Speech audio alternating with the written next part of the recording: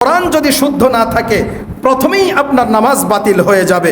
2 নম্বর হচ্ছে নামাজের ফরজ সম্পর্কে পূর্ণাঙ্গ ধারণা থাকতে হবে।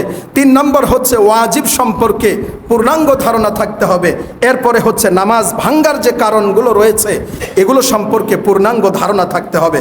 অথচ আমরা যদি একটু জরিপ করি, জরিপ করার অধিকার তো আমার নাই, এরপরেও যদি নিজের জরিপটা করেন, নিজের জরিপটা করেন, আপনারা খুঁজে দেখবেন যে এখানে 95% মানুষ এগুলো জানেই না। কথা বলেন ঠিক কিনা?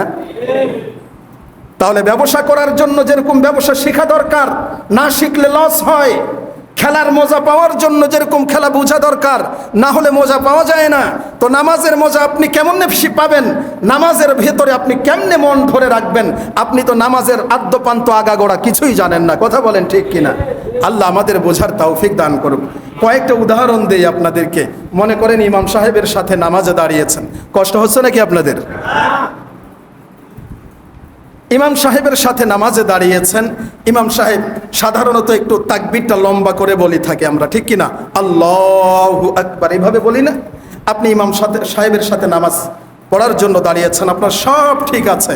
এখন অনেক মুসল্লি আছে এই যে প্রথম যে আল্লাহু আকবার এটা না বলে এইভাবে হাত বেঁধে ফেলে, আছে না নাই? তাড়াহুড়া করে আসে, এভাবে হাত বেঁধে ফেলে। নামাজের ভেতরে যেতগুলো তাকবীর আছে, রুকুতে যাওয়ার, রুকু থেকে উঠার, সেজদায় যাওয়ার, সেজদা থেকে উঠার যে তাকবীরগুলো আছে, এই তাকবীরগুলো হলো সুন্নাহ। এই তাকবীরগুলো কি? সুন্নাহ। আপনি যদি নাও পড়েন সুন্নত আদায় হবে না, কিন্তু আপনার নামাজ হয়ে যাবে। কিন্তু নামাজের প্রথম যেই তাকবীরটা, যেটাকে তাকবীরে তাহরিমা বলা হয়, কি তাকবীর? তাকবীরে তাহরিমা। এই তাকবীর ইমাম সাহেবের জন্য বলা যেমন ফরজ, মুসল্লিদের জন্য বলা সমান পরিমাণ ফরজ। কোনো মুসল্লি যদি মনে করে যে আমি তো জামাতের সাথে নামাজ পড়ছি, এটা না পড়লেও মনে হয় চলবে। হাত যদি আপনি না উঠান কোনো সমস্যা নাই, হাত উঠানো হলো সুন্নত।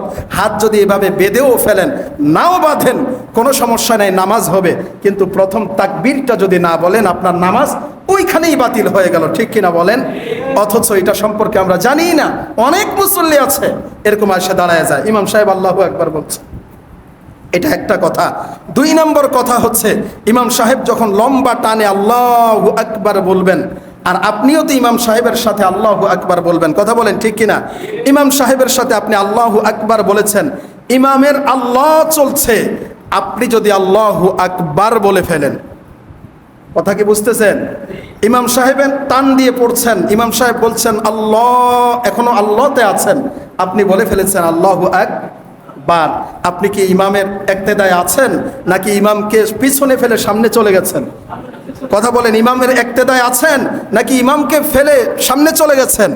সাথে সাথেই আপনার নামাজ বাতিল হয়ে যাবে। আপনি যতক্ষণ পর্যন্ত, চাই রুকুতে হোক, সেজদাতে হোক, রুকু থেকে ওঠা হোক, সেজদা থেকে ওঠা হোক, যতক্ষণ পর্যন্ত ইমামের পিছনে আপনি থাকবেন ততক্ষণ পর্যন্ত আপনার নামাজ ঠিক থাকবে। অর্থাৎ ইমামের ইক্তেদা করতে হবে, অনুসরণ করতে হবে। ইমামের অনুসরণ যদি আপনি অল্প সময়ের জন্য যদি না করেন, আপনার এই নামাজ কি হয়ে যাবে? বাতিল হয়ে যাবে। এই ভুলটা আমরা অধিকাংশ মানুষ করে থাকি। ইমাম সাহেব আল্লাহু আকবার বলে হাত বাঁধছেন, আমি আল্লাহু আকবার বলে হাত বেঁধে ফেলেছি। বলেন ইক্তেদা হয়েছে? কথা বলেন ইক্তেদা হয়েছে?